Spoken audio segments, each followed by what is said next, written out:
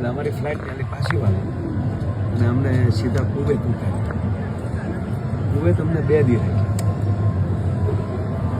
વ્યવસ્થામાં કાંઈ ખામી નહોતી. 5 સ્ટાર હોટલમાં એના તરફથી મફત જ હતું જમવા કરવાનું બધું. તો મિત્રો અત્યારે માયાભાઈ આહિરે સૌથી મોટો ખુલાસો કર્યો છે, કેમ કે મિત્રો ઇન્દ્ર બાપુ સામે માયાભાઈ આહિર બેસી અને સૌથી મોટો ચોંકાવનારો ખુલાસો કરી દીધો છે, જે મિત્રો અત્યારે સોશિયલ મીડિયાની અંદર વિડીયો બહુ વાયરલ થઈ રહ્યો છે. કેમ કે મિત્રો માયાભાઈ આહિર જે હમણાં તેમના મોદી સાહેબ સાથે પણ વિડીયો અને ફોટો વાયરલ થયા હતા, ત્યારબાદ તેમનો દીકરો જયરાજ આહિર જે બગદાણા વિવાદની અંદર તેમને આખો 14 દિવસ સુધી જેલની અંદર રહેવું પડ્યું હતું, અને ત્યારબાદ મિત્રો ઇન્દ્ર બાપુ સાથે જે વાતચીત કરી છે, જે આ બધી ઘટનાઓ બની છે, એમના વિશે માયાભાઈ આહિરે ખુલાસો કર્યો છે. અને માયાભાઈ આહિર જે પ્લેનની અંદર બેઠા હતા અને તેમનો પણ એક ખુલાસો કર્યો છે, જે અત્યારે વિડીયો વાયરલ થઈ રહ્યો છે. તો મિત્રો વિડીયોની અંદર છેલ્લે સુધી બન્યા રહેજો, કેમ કે માયાભાઈ આહિર જે હમણાંથી તેમના ઉપર ઘણા બધા સંકટોના વાદળ છવાઈ ગયા છે. ઘડીક જયરાજ આહિર જેલની અંદર હોય છે, બીજી વખત પણ જયરાજ આહિર વિવાદોની વચ્ચે હોય છે, અને ફરી એકવાર તેમના બંને દીકરાઓનો વિવાદ શરૂ થતો હોય છે. તો ફરી એકવાર અત્યારે માયાભાઈ આહિરે ચોંકાવનારો ખુલાસો સામે લાવ્યા છે, જે મિત્રો અત્યારે વિડીયો વાયરલ થઈ રહ્યો છે. કેમ કે જેઓ અત્યારે હમણાં ભવનાથના મેળામાં ગયા હતા, એટલે કે મહાદેવના દર્શન કરવા માટે ગયા હતા, ત્યાં તેઓ ઇન્દ્ર બાપુ સાથે જે વાતચીત કરે છે અને જે ખુલાસો કરે છે, જે તેમની સાથે આ બનાવ બન્યો, જે ઘટના બની છે, તેમના વિશે વાત કરે છે.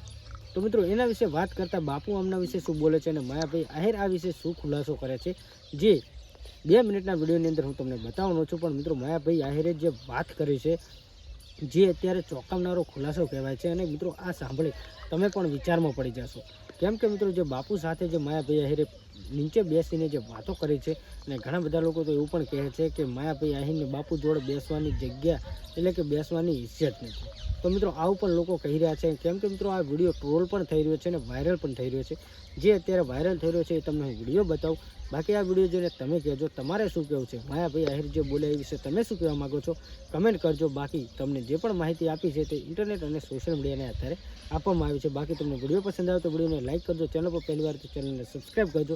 બાકી અત્યારે વિડીયો વાયરલ થઈ રહ્યો છે તે વિડીયો જુઓ અને કમેન્ટ કરવાનું ભૂલતા નહીં. એટલે અમારી ફ્લાઇટ ત્યાંથી પાછી વાળી અને અમને સીધા કુવેત ઉતારી. કુવેત અમને 2 દી રહી. વ્યવસ્થામાં કાંઈ ખામી નહોતી. 5 સ્ટાર હોટલમાં એના તરફથી મફત જ હતું જમવા કરવાનું બધું રાખ્યા હતા. તો ફ્લાઇટ એરલાઇન્સવાળાએ બિઝનેસ ટિકિટ હતું. પછી 2 દી પછી પાછો એરપોર્ટને એને આખું ખાલી કર્યું અને અમે અબુધાબી રહ્યા એમ. અને ચોથે દિવસે મને પાછો બોલો